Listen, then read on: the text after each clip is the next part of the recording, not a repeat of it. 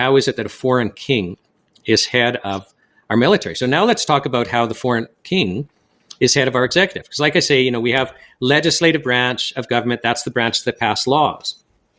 The executive, well, that's the branch that runs government. So these laws are passed. There's these structures. Who runs it? In the United States, that's the president. In Canada, we're taught it's the federal cabinet. And Nadine, in day-to-day affairs that don't matter, it is the federal cabinet. I mean, I'm gonna read Section 54 of the Constitution in a moment, which is just, it absolutely blows the mind. But so in day-to-day affairs, I think the cabinet is allowed to run things, but they're not in control. So Section 9 of our British North America Act, the main part of our Constitution that sets out who can do what, clearly states the executive is the monarch. Okay, so the king runs our government. Well, how does the king do this? Well, then in Section 11 of our British North America Act, it basically says that there's this office called the Privy Council Office that is to advise the government, the Governor General and Council, and it's appointed by the Governor General and Council, who is whose representative? The king's. Oh, the king. The king's representative appoints this Privy Council Office to advise the executive. So our executive, and so just so you know, the Privy Council Office has been around as long as Canada's been a so-called nation, as long as we've had this political theater, so that we don't rebel against the British Crown, so that we don't become an independent nation. We have to believe everything's great. And the greatest belief, the biggest belief is, well, we are an independent country anyway, so why, you don't have to do anything. It's a total and absolute deception. So most of the people watching this, Nadine, will never refer to the Privy Council Office. Correct. And if I was to be asked, well, who's the most powerful person in Canada? Is it the Prime Minister or the Clerk of the Privy Council Office? It's the Clerk of the Privy Council Office. To the Clerk of the Privy Council Office. Mm-hmm.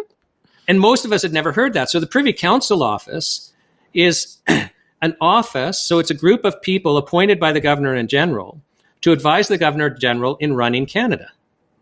But I thought the federal cabinet ran Canada. Now, it is a constitutional convention that the federal cabinet, while they're still cabinet ministers, do form part of the Privy Council Office, but the Privy Council Office contains a number of people that are not elected. Now, many of them are consultants that have been appointed. Right. And I have no doubt the federal cabinet sits down and they make decisions which are largely followed. But that doesn't mean that they have the power. So Section 12 of the British North America Act makes it very clear that all of the powers in this Union of Canada are vested in the Governor General in Council and then provincially in the lieutenant governors, who basically exercise this power with the advice and consent of the respective executive council. So provincially, lieutenant governors are supposed to govern with the advice and consent of the executive council. They're referring to the provincial legislature. But the Governor General in Canada is to run Canada with the advice and or consent or in conjunction with the Queen's Privy Council Office. And the key word there being consent. Well, it doesn't have to be. It's with the advice and or with the advice and consent. It doesn't have to be the consent. In fact, Section 14 of the British North America Act, and listen to this, Canadians. So our Constitution allows the Governor and General to appoint unelected people to basically run Canada, to exercise the Governor and General's powers. Now, we all think that that's only going to happen if there's an emergency or a constitutional crisis. Well, a constitutional crisis is the Governor General, meaning His Majesty, disagreeing with our government. Why does the King, through the Governor General and Council, basically have the authority to step in and run Canada? If we're independent of the King. If, as we're taught, the Cabinet runs Canada. Now, I think most Canadians, though, might argue that, oh, yes, but that's never been done, Sean. The King stays out of Canada's business. This is, again, a paper exercise. And okay, but here's the trick. So you're the Prime Minister, and the Governor General and Council says, I want you to do this. This is what we're doing. And you say, no, you can be dismissed. Like, here we are. You tell me that Liberal supporters are not shocked that our Prime Minister, Mark Carney, just endorsed the bombing of Iran by Donald Trump and Israel. You tell me Liberal supporters think this is a great thing. But he doesn't have a choice because the head of our armed forces and his boss is the king. And the king is participating in the bombing in Iran through his armed forces in the United Kingdom. So, of course, our prime minister is going to support this because that's the way this works. So what would happen if our prime minister was publicly voicing opposition to this? Well, maybe our prime minister would be dismissed. Let me read to you Section 54 of the British North America Act. So this is part of our Constitution. And this goes into legislative powers because we think, oh, wait, our government, our cabinet, federal cabinet can decide, well, we're going to go and do this, and so this is going to require us to raise taxes or spend money a certain way. We're creating this program, and we think that our elected representatives are legally free to do this. In fact, in Parliament, like if you're not part of the government, and so you're a private member and you introduce a bill, it's convention that a private member's bill cannot spend money. Right? Only government bills can spend money. And we may assume, oh, well, the federal cabinet is free to spend public money. Okay, so listen to Section 54 of the British North America Act, this part of our Constitution.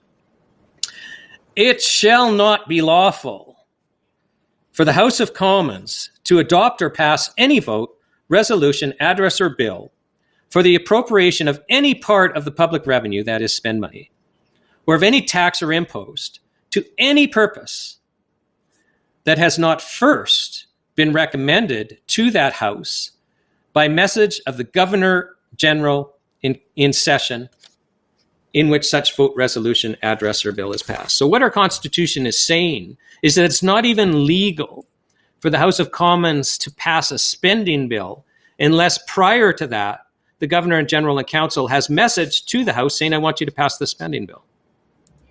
Now, Sean, this is the opposite of how people think. They think the work gets done in the legislature and bills go up to get, approval, basically an approval process. Now, what you've just done, though, is completely flip that. For it's money coming bills, top down. For money bills, any bill spending money.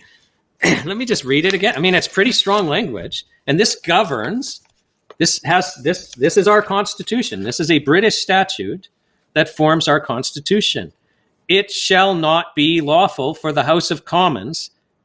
Okay, that's pretty clear, isn't it? It shall not be lawful for the House of Commons to adopt or pass any vote, resolution, address, or bill for the appropriation of any part of the public revenue, so meaning our public purse. So you can't spend money. It shall not be lawful, or any tax or impost to any purpose that has not first been recommended to that House, meaning that House of Commons, so that session of Parliament, by message of the Governor General in the session in which the vote, resolution, address, or bill is proposed. So that section of our Constitution is clearly saying it's illegal for the government to pass a spending bill unless the Governor General has first sent a message to the government saying, I want you to pass this bill. Now, this isn't my opinion. This is the clear wording of our Constitution, and it's pretty clear. And so what you were talking about earlier is, well, we all know that the government will pass a bill and then it doesn't become law. We're taught this in our high school constitutional law class. It doesn't become law until then the lieutenant governor provincially or the governor general signs the bill. Well, that in itself is pretty funny, isn't it? In fact, it's the opposite. And they don't have to sign it. So it sounds to me in this one, and correct me if I'm getting this wrong, but it sounds to me that all the taxes, all the public money that is collected belongs to the king. Goes into the king's. It's all done. Listen, goes into our the MPs. King's, hold on, goes into the king's purse, and he directs how he wants that money spent, as opposed to the Canadian people voting on how that money should be spent. Yeah, which is really fascinating, isn't it? Well, this is what our Constitution says. Now, every member of Parliament swears allegiance to the king. Carney's not to oath. the British statutes that govern us, not to the people of Canada. Correct. They swear allegiance to the king. It's the king's House of Commons. So the power is vested in the king. Now, our House of Commons and Senate does have the power to pass legislation. The king approves legislation. Now, the House of Commons cannot legally pass a law according to Section 54 of our Constitution, the House of Commons, it says it shall not be lawful. So they can't pass a law. The government can't pass a law spending money unless the Governor General has sent a message saying, I want the money spent that way. I want that law. Yeah. And if anybody thinks remember, that, the Privy Council office is our executive. Yeah, and the Privy Council office is our executive power. Yeah, and so just give me a second here, because currently right now there is a little clip of Mark Carney's oath. So for anybody who seems to think, and I have saved this clip, anybody who seems to think that our elected members of parliament and our prime minister do not take an oath to the king, you are completely wrong. And this is now publicly circulating with Mark Carney swearing his oath to the king. And so without a doubt, this is 100% accurate and factual. Well, and without a doubt, anyone can go to the Department of Justice website and read a copy of our Constitution. You are trained not to because we have this political theater. And you said it yourself, Nadine, most Canadians think that we're a sovereign country. Well, what sovereign country has a foreign king that owns all their land? And what sovereign country has a foreign king that is head of their armed forces? And what sovereign country is governed exclusively by laws passed by a foreign country? And what foreign country, is subject that another foreign country can change their basic laws and constitution? But what sovereign country is in, all of that by definition, you are not a sovereign country.